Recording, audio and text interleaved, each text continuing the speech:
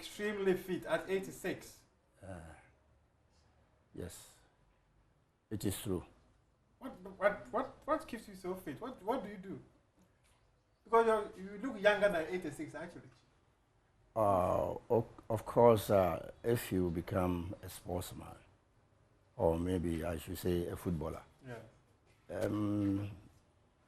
there are some privileges you have in the age group. Yeah. And these are the things that yes, keep you that fit. is. So I used to walk around about twice in a week. You still walk? Yes, I do a lot of exercise here, this place. On top here. Yeah. Oh, okay. And I can walk Then this outside. one is in-house training. You do the training with your wife, or you train alone? She does hers. When I do mine, maybe she will be having something to do, and then I have to do it alone, and she comes to do her own. Oh, but you can arrange and do it together. Sometimes, I say sometimes. There are times, you know, we cannot spend the time of the woman. I think maybe, should I say, going to market is one of them. Yeah. So at times, we don't do it together. But at times you do it together? It's not very regular and not often, yeah. Okay. I think you should find a way of doing it together. Because as a sportsman, you probably will be teaching her some little sporty skills. That one she knows, but coming together, what I've taught her, she can do it alone, on her own. Okay. Yeah. Okay. Reverend, talk to me. How would you describe your early days? How were they like? Your upbringing, your childhood, how was it like for you? I was born at Asamankasi. My father was Emmanuel Kofi Pare. He was the son of Kofi Pare, who owns the Kofi Pare village. Oh, okay. So my grandfather is that man, Kofi Pare. Okay. Yeah. I was born at Asamankasi, and then I attended school at Asamankasi Methodist School. Okay. My education was up to standard 7. Okay. Standard 7. Okay. When I got to standard 3, I became one of the school player. I was playing for the school as an Angasi. When I was in standard 3, I was playing for the whole school. Okay. And so I played for the school for 7 years. When I was... was it when you got into the teaching bit you just mentioned? I finished the school before going to teach. Okay. Yes. But all along, when you were in school, you were playing football? Yes, I was a footballer for the team, one of the best players. But did you start playing football from home or when you got to school? Or you got to school and started playing? I have to say it's together because I started going to school when I was somewhere class 2, class 3 or so. Okay. And from that time I was a footballer. I was playing football. Oh, okay. Yes, we have small boys team. I was one of them. Okay. So I started from my infancy. Oh, then just like we were all growing up and the street football we all played. That's right. You know, some will go to higher school and then some will also, as mine was. Okay. But all along, has it always been for you to play football? Or like you had other goals you wanted to achieve, as in being a doctor and being an engineer, a pilot, or you always wanted to play football? That decision should have been taken after I had gone to the secondary school. Okay. When I completed the middle school, my father had a farm at Sefi. Okay. He went to do his farming. It was because he had a lorry accident when he was buying cocoa. Oh. He was a cocoa buyer. Oh, okay. And so he came to Accra to take money for the business. Okay. And then his lorry got accident at Mepom. Okay. So when he came, that was the time I also had a chance to go to secondary school, but he didn't have any money, so I didn't go to any place. Oh, okay. And at that same time, so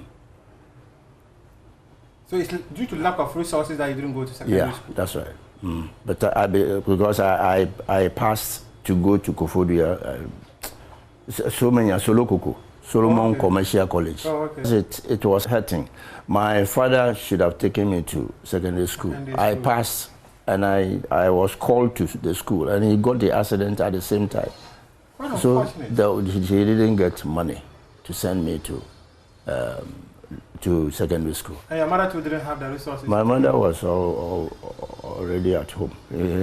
They have missed, they have stopped marriage long ago. So your father and your mother separated? Yeah. Oh, okay. Yeah. But she still could have taken you to the school because you are the son. The woman? Yes. What was she doing? She wasn't doing she was a bread baker. She was a bread baker. So she didn't also have the resources to support your education? She didn't have anything. Yeah.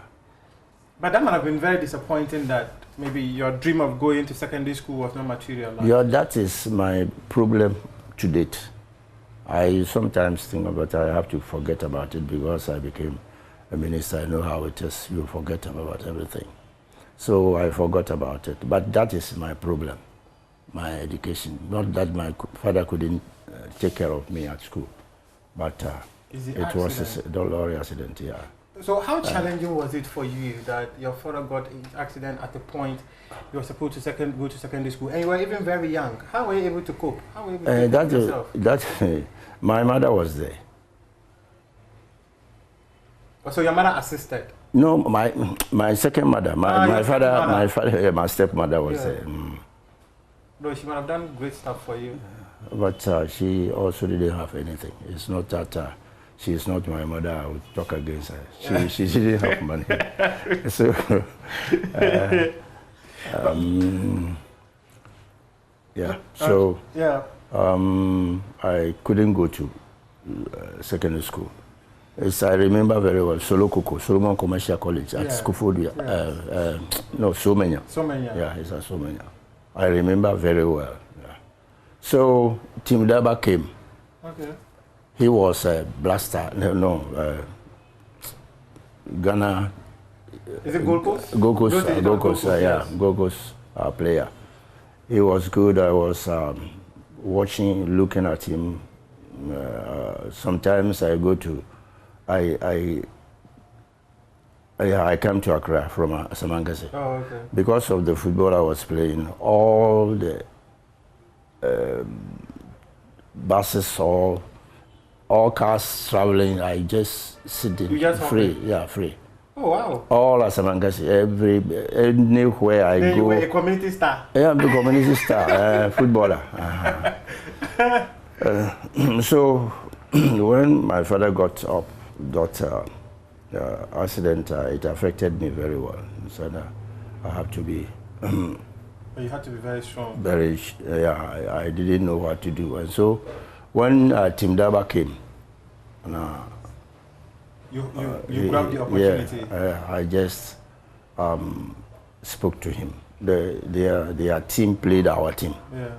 I forgot the team of their team's name. My team was Samangase Shooting Stars. Now, when they came, we drew 1-1. And then they came the second time. Okay. And then we beat them 2-1. I scored the first goal. Oh, okay. And he was interested in me, and he said he will send me to a team. Okay. To play with. And then I said, I asked where the team is. He said, it's at secondary Takrady. I said, okay, I'll go. I told my father, I said, I should go. And then he wasn't also having any money. So I had to go to secondary Takrady to play football. Oh, okay. Yeah, because of the school I couldn't continue. So I joined 11Ys, and then after 11Ys. So when you went to Takrady, you joined 11Ys? Yeah. Oh, okay. I joined. It was a second division team, Greater Hunters. Greater Hunters. So you moved from Greater Hunters to 11 Wives? That's right. We qualified, we didn't qualify to, we were second division. Yes. Greater Hunters were second division. We didn't win to go to first division. So 11 Wives came for me. Oh, okay. Yeah. Okay. They saw the talent. Yeah, because I played there. And so when I joined 11 Wives, I think about a year or so, they started to pick Black Star players from the towns, Babayara, Kumasi, and so I was it they called us from is that a formation of the Red Republicans? Because I hear they were picking Baba Yara from Kumasi, there was Dogomo, then they will go to Hazabok and pick Dodo Ankara and pick... I'm from second 11 was. Yes. Baba Yara from Kumasi, Dodo Ankara, Olympus, Oblite, House of Folk. And I've forgotten some of them. So they called us. So we were footballers already. We know how to play already. We were playing in the first division. And from the first division, they choose the Black Stars. So what Ohinijan wanted to do was to get the top players in one team so that we can be playing all the time. And that was, it was something they picked from, I think it's Germany. Their national team players were all military men. They were in one place. But at that time, Ohinijan, Kwame Nkrumah, you know, he didn't want it that way. He didn't want soldiers to take control. So he said it should be a national team. So it's real Republicans. It's Osagyefo's own club. Yes. That is OOC, Osagyefo's own club. It was for Kwame Nkrumah who made that, who brought that team. So he said he saw from Germany and other countries that their players were from army. But he didn't want to take us to army. Yes. Yeah, he didn't want the army. So Kwame Nkrumah, when Kwame Nkrumah decided that it should be real Republican, that's when they started picking the best talents from all over the country. That's right. I hear some of the clubs rejected the thing. Clubs like Kumasi and Santukura were reluctant to leave their players. Yeah, I will tell you a story. I'm coming. They rejected the idea. But when we go to, but at a certain time when we win our matches, they support us. That is very normal. When you win, you have many people who are supporting you, who are very happy about it. They were supporting us because, and we went to, you see, I actually learned a lesson from Kumasi people or the Ashantis. They didn't want Baba Yara to be called to Republicans, as we were called. But when Baba Yara scored goal, they cheered him. He's one of their own, isn't he? We were playing Republicans and Kotoko, and Republicans playing Kotoko. And, they beat us one, I think, first goal also. They scored first goal. They were happy, and they said, Baba Yara, they were hooting at him. And then he got a ball. He dribbled two people and he scored. He said, Baba Yara. But people know. Let me just take you back small. How many siblings do you have? Siblings? Yes, as in how many, like brothers and sisters. How many children did your parents give birth to? Oh, we were 4. You were 4? Yeah. Were you the senior or the second? I'm the second to a woman. You're the second? To a woman. And then the third was my next to me, my son. And he was the third to my mother. Yeah, he was son. And then another woman. Oh, okay. Yeah. So, so are you 2 boys, 2 girls? 2 boys, 2 girls. Oh, okay. And then the first the first girl after me died. Yes. Oh, okay. And my brother, who was the third, is there, and then the last one is also there. Oh, okay. Now you are the senior one. In fact, Yeah. he has been the male child of the father. You are probably like the father of the family. Mm-hmm. Yeah.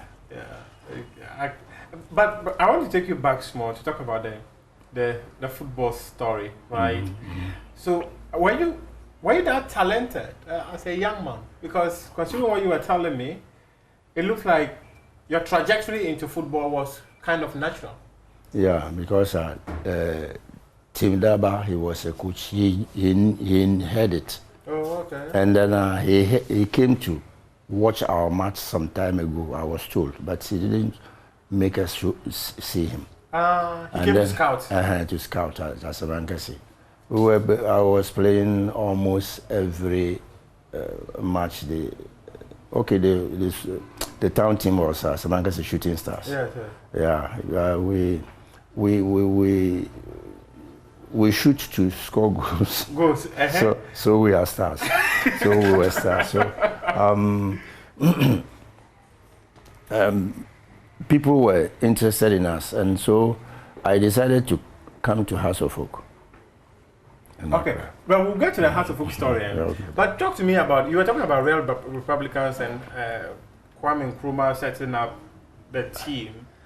There were stories about 1963, 1965, how you people played Real Madrid. I remember when I spoke to Reverend Osei Kofi, he spoke about how anytime he had the ball and he knew that Kofi Pare was ahead of him, a goal was guaranteed. Can I tell my own story? Yes, please do. If I add more, what?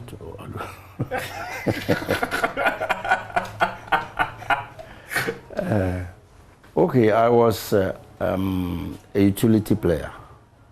A utility player is somebody who can play more positions. Yeah. I was playing, my position was 10. That is left inside. That is the time we were calling it left inside. Oh, okay. And then the wing half, and then I play 6-2. 6, I am in the middle of the defender, the two back, yes. The two center backs, and then the forward 5. Yes. So I receive from here and I give. Okay. And so when the defenders get hold of the ball, they give it to me. I bring it to the people in the more of the playmaker. Yeah. And so the position needs a lot of strength. Yeah. So when I receive from the defense, I go for it from defense. Then I come forward and give it to the forward line, and I follow them. And then when they get the ball from us too, I have to run back. So covering so many years. Yeah. So Salisu was at my left wing. He's at the wing, and I was playing 10 position. Agrifin 9. Edward 8. Babayara 7. Yeah. Now, so the ball, we give the ball to the team we are playing. Yes. We're going forward here.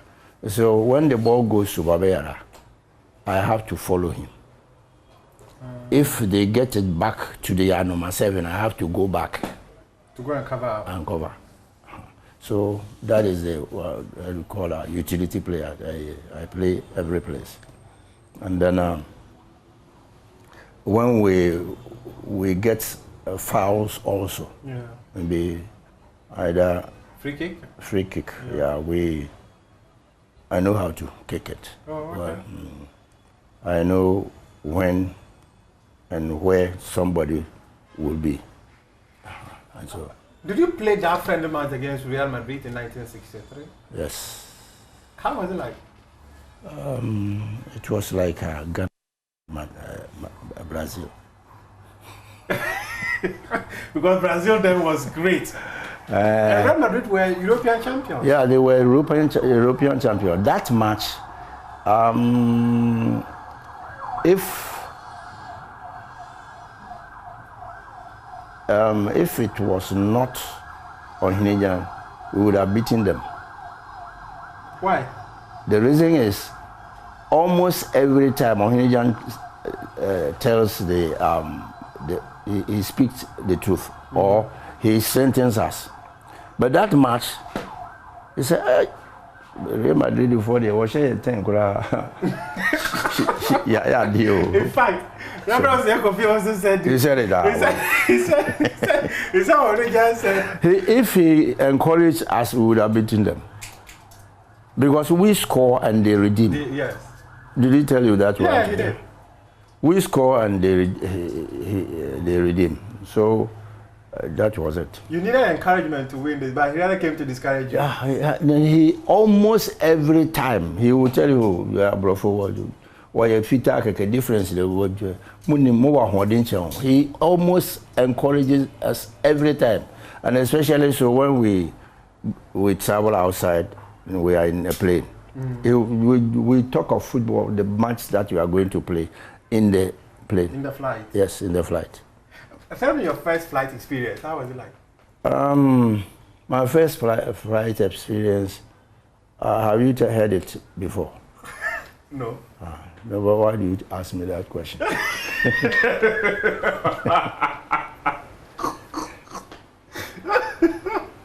we were preparing to go for a match.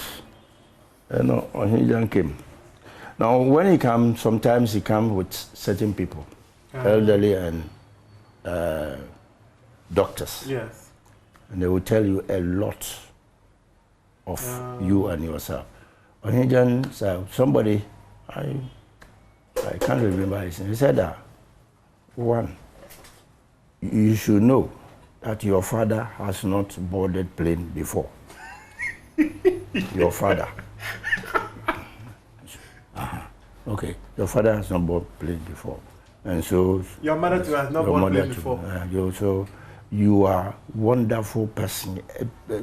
In Ghana, you are one of the best people. You're the most high people. With him, for him, he is... he's Ohinijan, so he's in the class.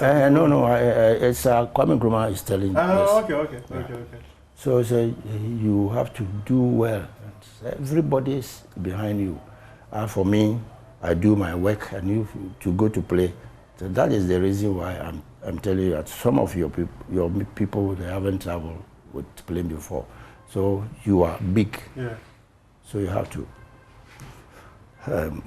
do well. That was his advice to us. And maybe you call about 5 like you call them, and then as we are there, they will come to him. As if they were coming to, he called them to come and speak to us. And then another person said, this man wants to say this. So and so, this is so and so, this is doctor, this is a lawyer, this is so and so. They will talk, and then the doctors will tell us what we shouldn't do. Oh, okay. What we shouldn't do when we are footballers.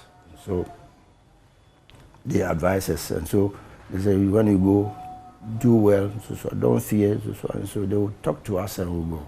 And the pressmen, or some of them will also come and talk to us. And so when we go to the field, we actually do we could do most of what they tell us.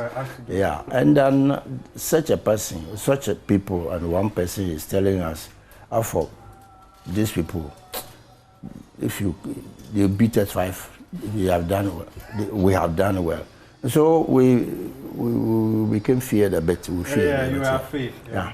And then I think our coach, CK Jami, said, "Move team on, and then we started with new. What was the result? 3-3. 3-3, yeah. Reverend also mentioned it.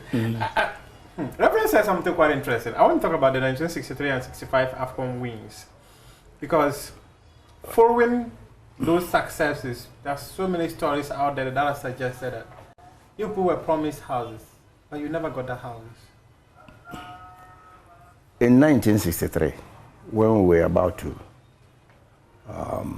we were preparing to go to camp. We heard a lot of rumors, and then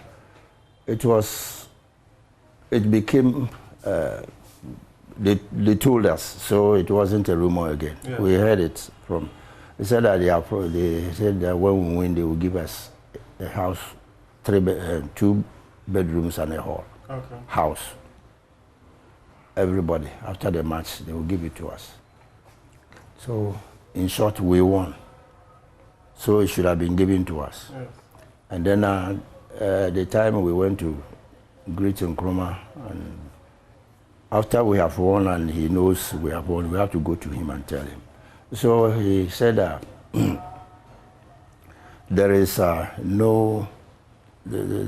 time was not good, money wasn't good. So he is telling us to go and play 65 and win it also. When we come, he will give us 2. So it means that if he promised us, yes. It not be 2 houses. Yeah, 63. We won 63. And you won 65. We won 63. We won 65. We 63. They didn't give it to us, and then 65. They gave it to us. You see. So you were supposed to get 2 houses. 2 houses for winning 2 AFCON titles. AFCON titles, yeah. And they never came? No. Did you follow up? Did you people follow up? It became something that we didn't follow up. But was it disappointing? Were you very disappointed that you didn't go? Very well disappointed.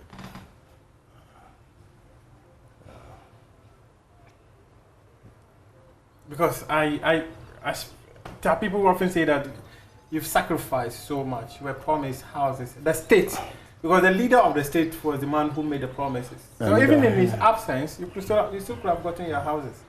So, is it painful? Oh, it's. Well, this happened many years ago. Actually. It's happened many years ago. No, it was painful, but to me, we forgot about everything. Successive governments have never also made efforts to give you your houses.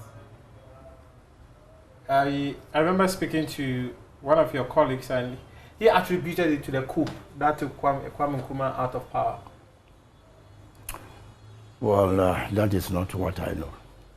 What I know is that he said that he told us there wasn't money at that time. Yes. And so we should go and win the second. Go and win the 65 one. 65 was away. Which one? Yes, 63 was it? Was here. Yeah, was here. Was in Ghana. Mm-hmm. So. But when you came back from 65, what did he tell you? Nkrumah? Yes. There's no money at that time. That's 63, no money. 65? No, 65. 65. We left it with the top people, because when they go to camp, they said we should wait. So you waited and waited and you never got it. But what can we do as players? But this is probably something that even sometimes when you are needed again to sacrifice for the country, you would be reluctant too, because I've heard people who say that you gave your all to the country made a promise, and it never redeemed those promises.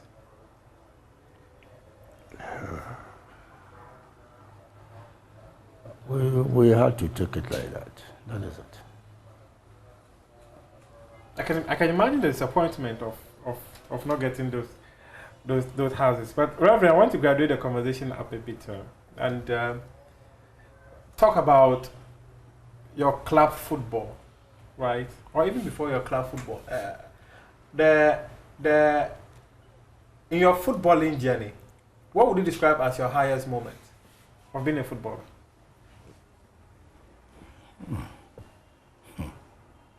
Is it winning the 63 and 65 AFCON? Yeah, that is all.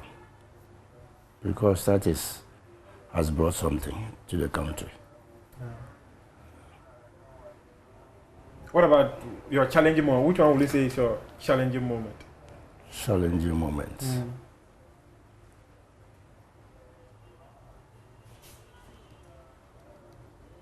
Your challenging moment as a footballer. I know it's been long. It's been many, many years ago. But probably something might have happened that up to date is still in your mind. Republicans, we had an accident at Pandu.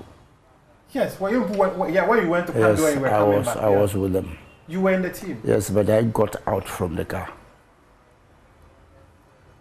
Wow. Wow. Yeah, because, and is that accident that ended the career of Baba Yara? Yes, because, that is it. Baba Yara was with him. We were also at Kande State. This is my block. This is block. So I was with him. Because reading the history of Ghana football, it is one of the things that many of you, in fact, I remember when I spoke to Ulafos and Fum as well. Yes. Reverend was saying Kofi. They all spoke about that accident when you two went to Pandu and you were coming back and the accident happened. But the two were not in. But Reverend spoke about how it affected Baba Yara. Oh yes. Yes. It affected him. Yeah. He never played football again. Right? Yeah, from that time. And he was one of our best players. Yeah. Yeah, he was. When he gets hold of the ball, before you can take it from him, and before you can take it from him, those scorers too, we are there. So he had given it to us already. already. Sent it forward to the scorers to score. If you have just joined us, we are speaking to Reverend Kofi Pare here on Prime Take, and this conversation, the full interview, will air on Saturday at 7:30 p.m. here on the Joy News channel.